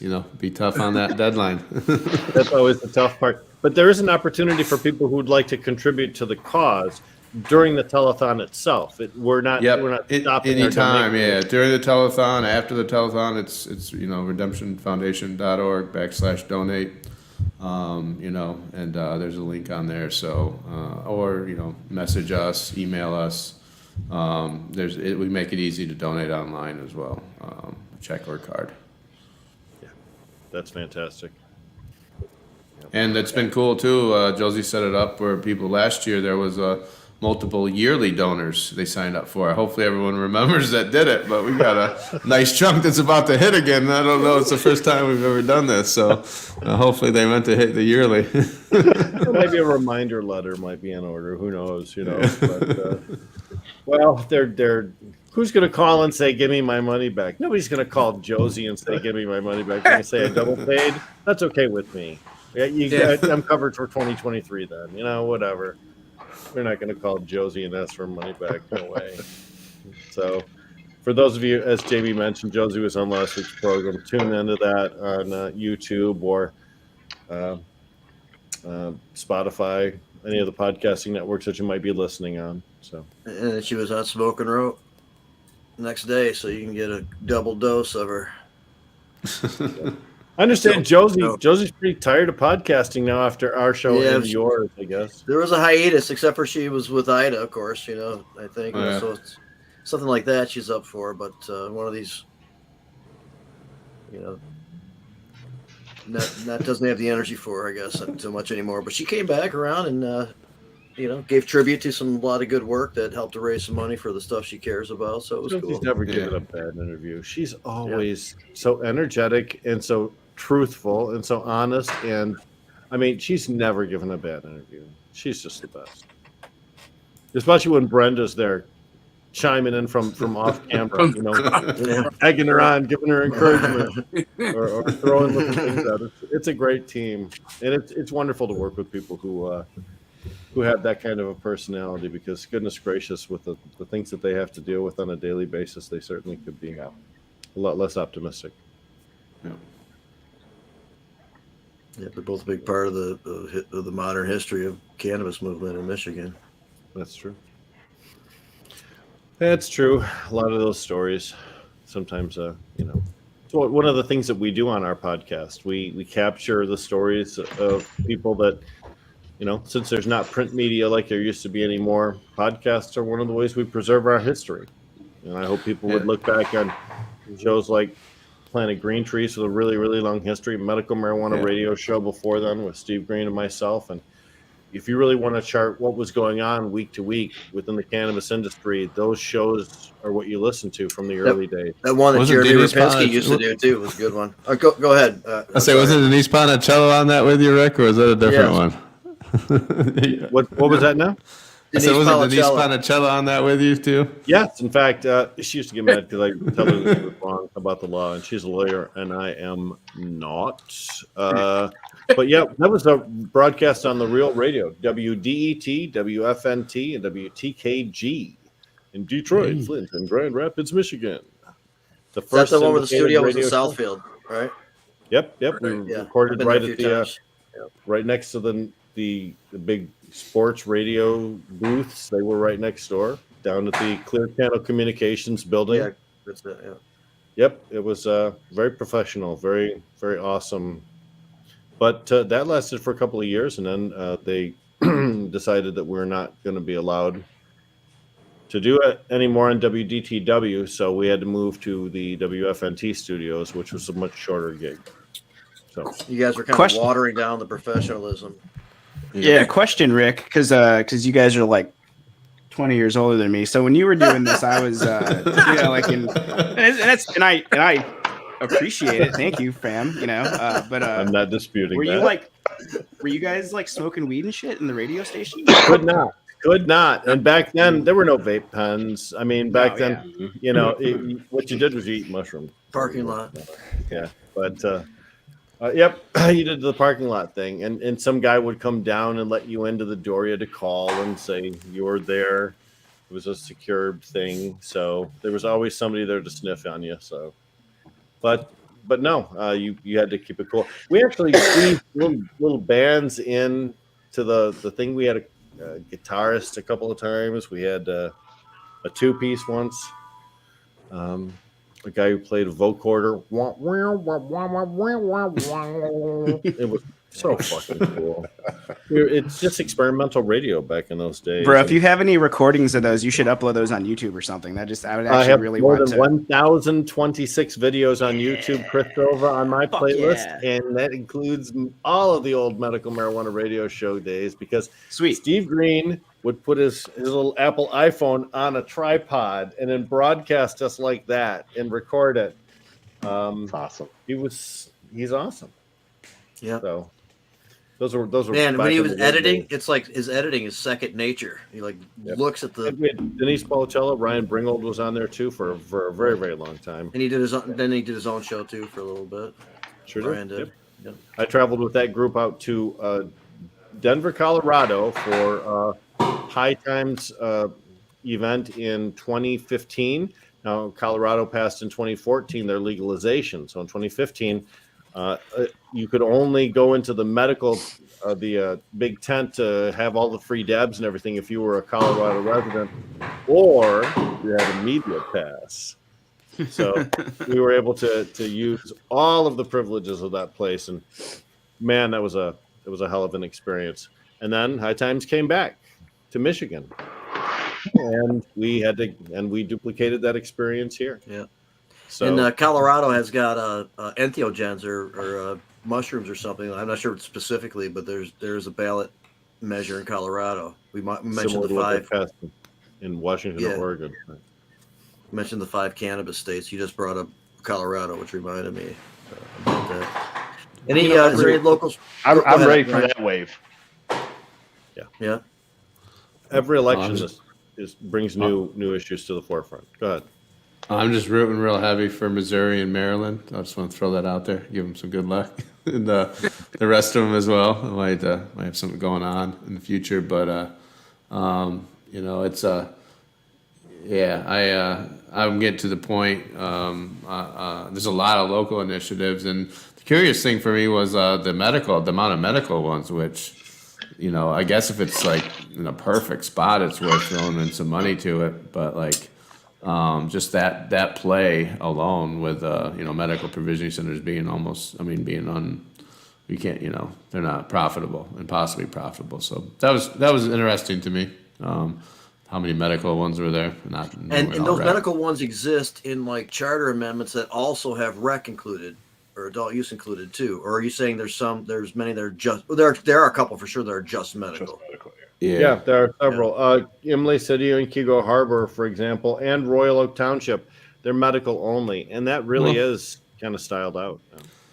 Yeah, Kego Harbor, Royal Oak Township, those are probably a couple of places where it's worth putting in some money over a couple of years to get them to go rec and get that medical. So yeah, those are just back doors into rec, man. You know what I mean? Like it's just a longer path, Well, you have to structure your language for what you think can get passed. And if for example, in 2023, they combine med and rec, as they've talked about doing over and over again, then your med license becomes a rec license. So whether the populace likes it or not, that's how it would flip. Yeah. So could be the play. Yeah. You're going to say something, Adam? Well, those are small communities also. So there's a good chance that they'll be limited in scope, and the first guys there are going to be the winters. So Screw that. They One all of should them- go medical. They should all be medical first, then go recreational for a year and a half, like I did. Yeah, that'd be, You Everyone put else your is time in, yeah. Danny. Put your time in, damn it. Learn what the program's about before you can just sell to the masses. It's actually not a Ryan, bad play. they should have to start off by incinerating $200,000. right. Yeah. Yeah. I wouldn't wish that on anybody. I would not. Ryan, what about Langsburg? They're going to reduce the number of adult use retail licenses from 2 to 1. I mean, isn't that your boy, Langsburg? I was having my friend there, the Liskey's local roots. They weren't, that's not their initiative. I think it's been interesting to watch. I bought my first house in Lanesburg, up on Lake Victoria, in my mid-20s, and I kind of made a lot of friends out there and did a lot of partying, and feel like it's my second place I grew up, next to Dansville, and it's been great. And I think I think that's probably going to pass, and it's not because they're not happy with the Liskies, it's because they're so happy with them, with everything they've done for the place. I mean, they're doing everything, whether it's bringing in musical acts, sponsoring the big pancake breakfast that's in the middle of the street, Main Street, every year. Whether other businesses, turkey giveaway. Roy and Kaylin just bought a house right downtown, right next to the near the store. I mean, it's kind of like, hey, I got friends up there, and I've even heard some of the libertarian types like, well, normally, but I'm totally against this, but this is kind of, and kind of reverse it. Like they did such a good job. That's part of the free market that you did. It's a reverse think, but I think that's gonna pass. So it's gonna be the one, and good for them. And hopefully we want stores like that in Michigan forever. In my mind, I want If you get an locally ideal owned mom and situation, pop then- stores. That's Well, dude, that's what it's all about.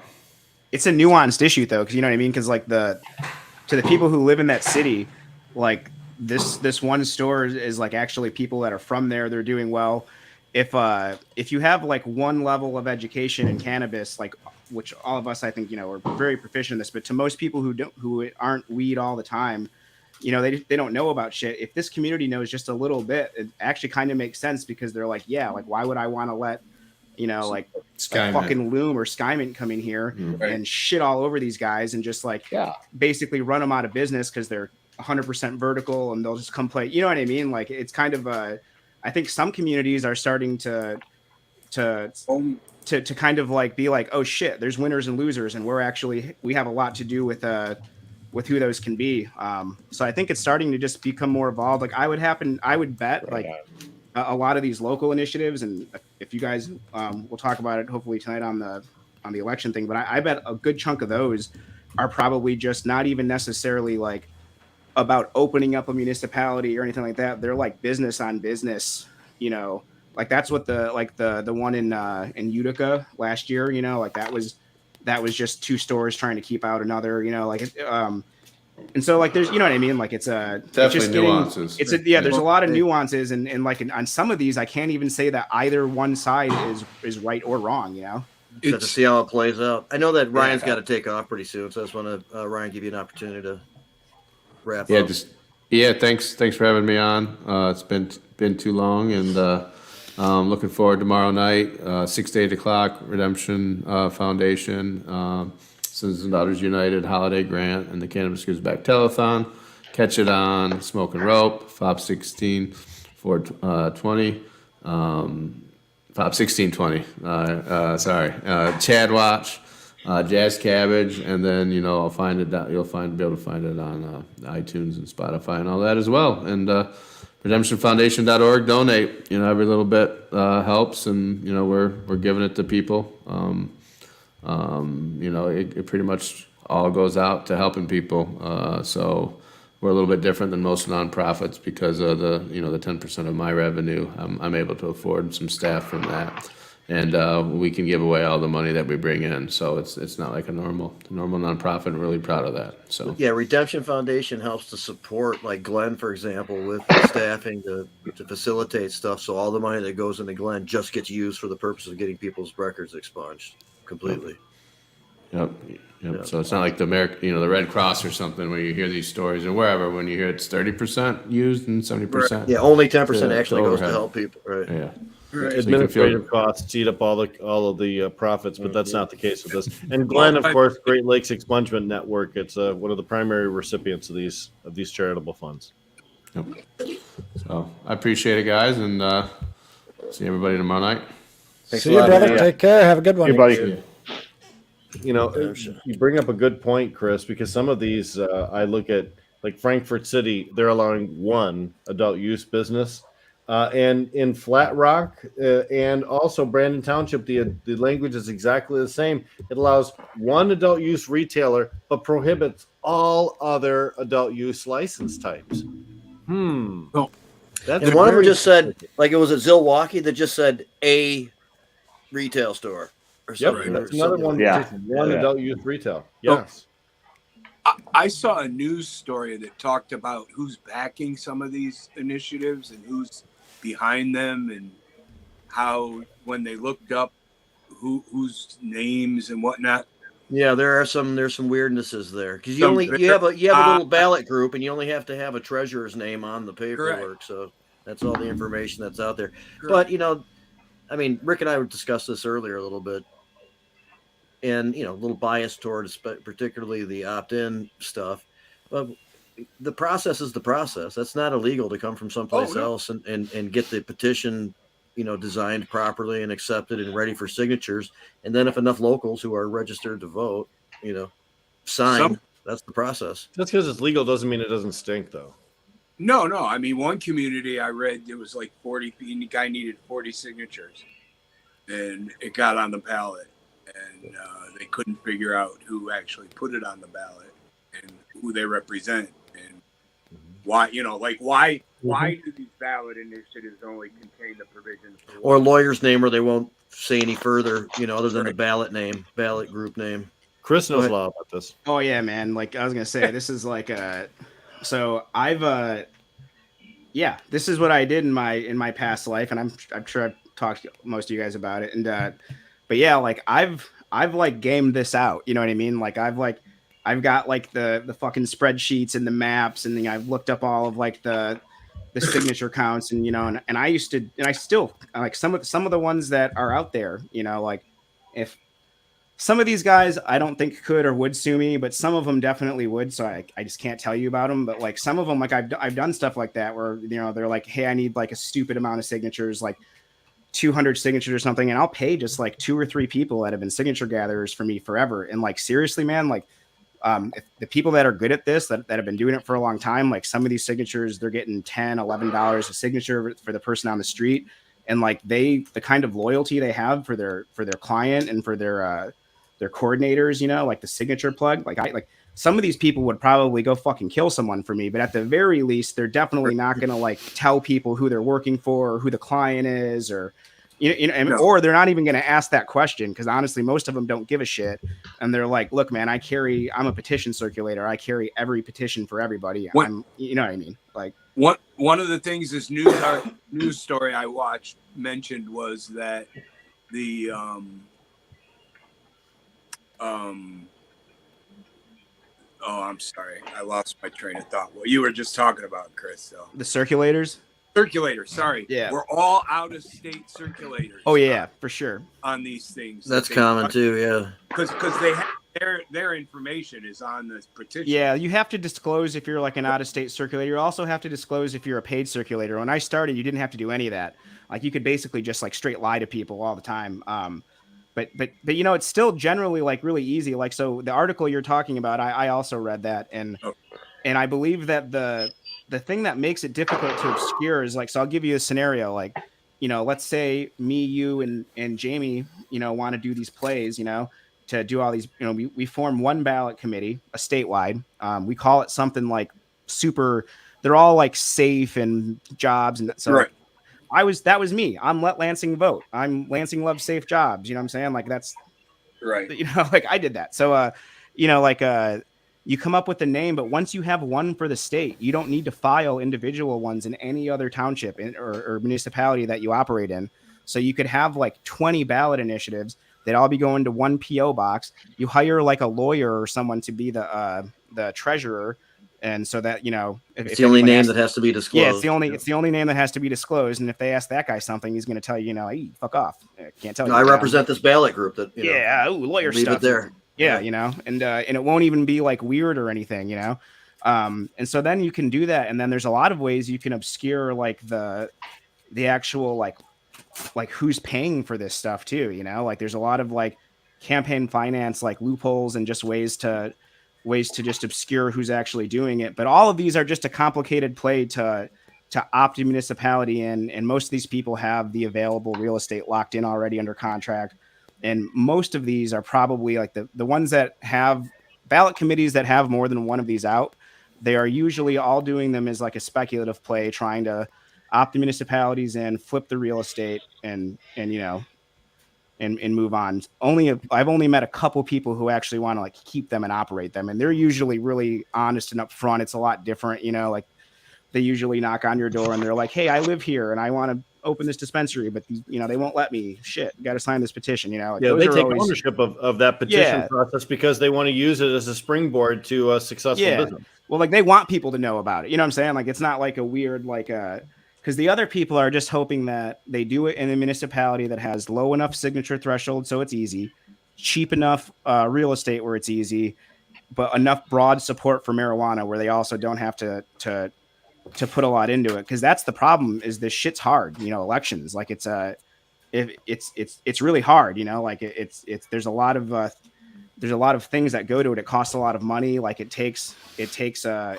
lot of time, money, and work to be good at it. And so a lot of people don't actually do the follow through on that. Like, I don't know that there's been a lot of get out the vote or other stuff for these initiatives. Most of these guys, like the proverbial nut is getting on the ballot. And then you're just kind of like, right. And the early successful ones were targeted at places that had a lot of support built in, where you didn't really have to work an additional campaign all that much. Yeah. Just people who just by virtue of like the demographics were down for it. And that's like the big difference between those and like the safer ones and stuff. Like those were always like broad based, like activist driven. People were trying to actually get real change to make, to fix a problem. Right. And so I think like, so I don't know, man, it's going to be nuts. Cause I also believe that a lot of these, even if they do win, which most of them won't, could probably be challenged, cause I think a lot of them probably have like quasi-illegal language in them. I'll just say right now that later on at 8:00 when we do our special elections edition, we're going to go through these 32 different places and examine the language and see some patterns and some of the issues and some of the deeper a little bit what we're talking about right now.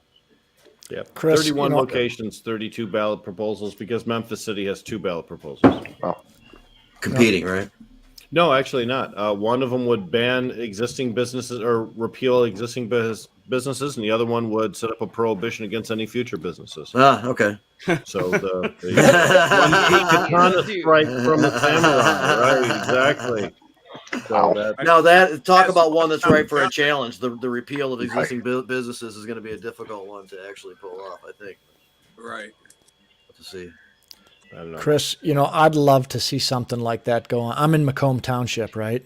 And I would love to stick them with a ballot initiative, because I don't think you have this small group of conservative people who have controlled this place for so long, but you get all these young families that are moving into the area.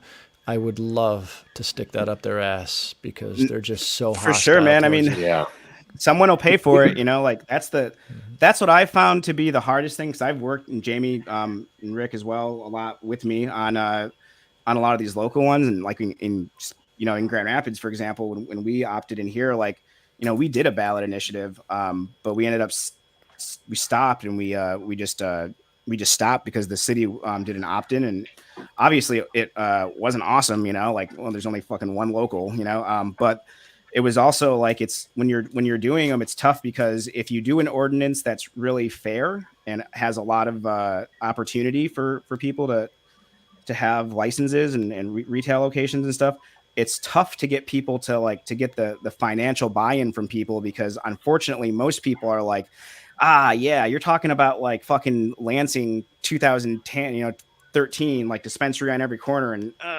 as the guy who's selling weed, I'm thinking about like 2 dispensaries, and it'd be sweet. They were both mine.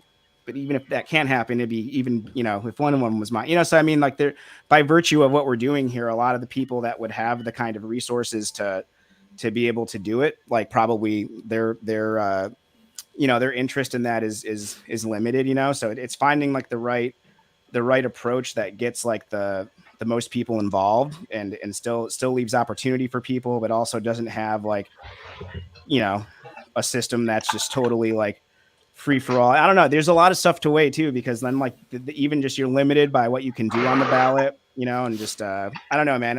I'm down for it. I think you should do it. I think like someone like you would actually have like a pretty legitimate like you'd be like a legitimate front for it, and you could probably like browbeat some of the stores and then like not being such assholes about it. You know what I mean? You could be like, hey bro, it's like, the community, chill out, So you'd be in a township in which the parameters of what you can do are limited, because you normally can't even do that process. Look, Macomb Township's the only place that I know of in the state of Michigan that has an ordinance that is where if you're an individual patient, you are supposed to go to the city and get some sort of bullshit permit to grow your 12 plants as a patient, right? Their ordinance in and of itself, you could probably take them to court and get it shot down in court, but it would just there'd be something, I don't know, it'd be something satisfying. They probably won't enforce it. You haven't heard of a time when they're enforcing it. We call those pass and pretend laws, because you pass them and pretend it's going to work. But the fact is, the first time it gets enforced on someone, then you have a case that you can bring forward. You can't really sue them if there's no enforcement action, because there's no legitimate party of consequence. So. Right. Hey, Kyle, is there anything you want to make sure that you get in here as we kind of wind down a little bit? No, I mean, one thing I do want to talk about, if you guys don't mind, is a veteran program that we're doing at the store starting this Friday, and we're going to do it every month. So go back a couple months, Taylor at Valorcraft did a Valorcraft Day at my store, and we raised $2,000 for the Genesee County Veteran Services.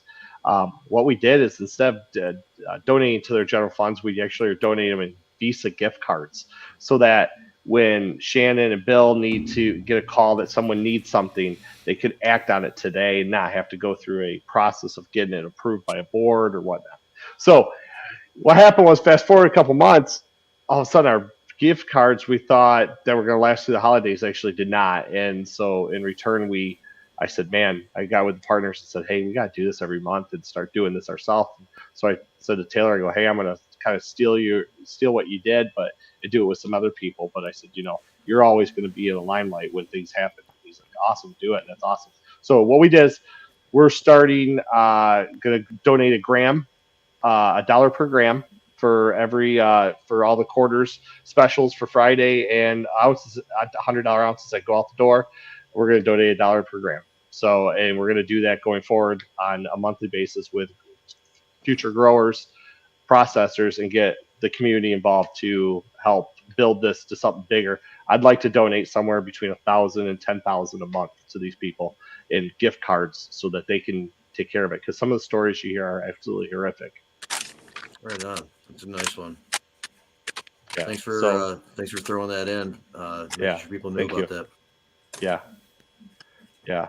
And the Lanesburg thing, man, I think the Liskies are great people. I went out there, looked at their facility, toured. They took me out to lunch.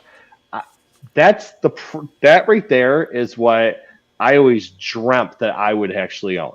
Is something like that in my own community and this and that.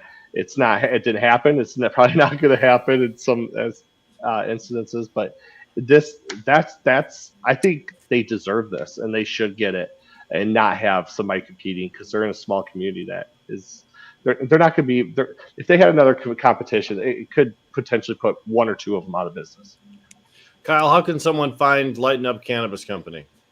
You can find us at 4184 Pier North Boulevard. That's in Flint, 48504, just off of Pearson and I-75, about 3 doors down from Cracker Barrel. What's your website? Go ahead. Sorry. It's www.lightenupprovisioning.com. Right on. And a lot of us will be there November 19th, obviously, for this awesome turkey giveaway that we want to talk about. So thanks a lot so much, guys, for for being having with me us. on. Yeah, right on, Yeah, man. thank you. Thank you so much, guys. I greatly appreciate everybody. I appreciate always the shout outs and everything. So I truly thank you. Appreciate all the stuff that you're doing too, man. You know, Absolutely. Thank you. and it won't be the last time that we have you on. And also, you wanted to hang out for the whole show, which is cool. You know, co-host. Yeah, no. Hey, when somebody invites me, that it's an honor to me, and I'm always like, man, that's so cool. So I'm gonna definitely go and put my chubby little face out there and talk with everybody, because it's always fun to get those conversations going, talking about so many different things. Right on. I'm not a talker, if you didn't notice. Definitely appreciate it, man. Hey, Chris, thanks a lot for joining us too. Chad Watch, obviously. When is that now? 1 o'clock? 1 o'clock on Mondays, every other Monday or something? It's been every other Tuesdays. We're doing a reformat, actually. So we're gonna do 1 or 2 episodes for the rest of the year, and then we're gonna relaunch in the new year with a little bit of a slightly different format. It'll be a little bit more like so we'll have stuff that would be like standalone content that can maybe be shared outside the show, and those would be more like informational based and stuff. And then we would still have like the live show element, but it would be just a little bit different. We're just kind of trying to be a little bit more informative. Also, it's really hard to get people out here to talk shit as much as crazy as it sounds. It's like people get all like, they're all for it, and when they're sliding in the DMs, but then you're like, hey, but for real, did you sign any lawyer stuff? And then it gets like, so we just want to kind of make sure we're doing it the best way to still be making an impact. And I think a big part of it is a lot of the stuff that we really want to clean up in the industry, like the testing stuff and a lot of this, a lot of the complex political stuff. Like it's complicated shit. And I think that sometimes it can be hard for people who aren't like just weed all the time to digest this stuff, because a lot of the stuff that we're talking about, even if you just get like one level into industry jargon or business jargon, it's hard for a lot of people to follow. So we're just really wanting to make sure that we're doing the best we can to inform the consumer, because like it's kind of like what Ryan was saying on when he was on earlier. Like I think a lot of our stuff is geared towards like the heads and like and that's great. And I think there's a really important part for the culture, but I think also like to get to the end consumer and really change their behaviors, I think that we're going to have to educate them in just different ways. And I don't know that they can I don't know a lot of these custies can like watch me and Kyle Miller, talk to a knowledgeable person and interview them about something for the whole hour as easy as they could watch like a 5-minute, clip about, why the guys at Viridis are scumbags, and like a timeline that shows like all of the shitty stuff that they've done. And then they can share it over and over again. You know what I mean? So I think that's kind of that's the direction that we're going. And then on the flip side, we would also highlight, like use that as a platform to highlight good people and good operators and people that are doing good practices and talking about why what they do is better for the consumer and just why it's better business. The labs that don't make up their own,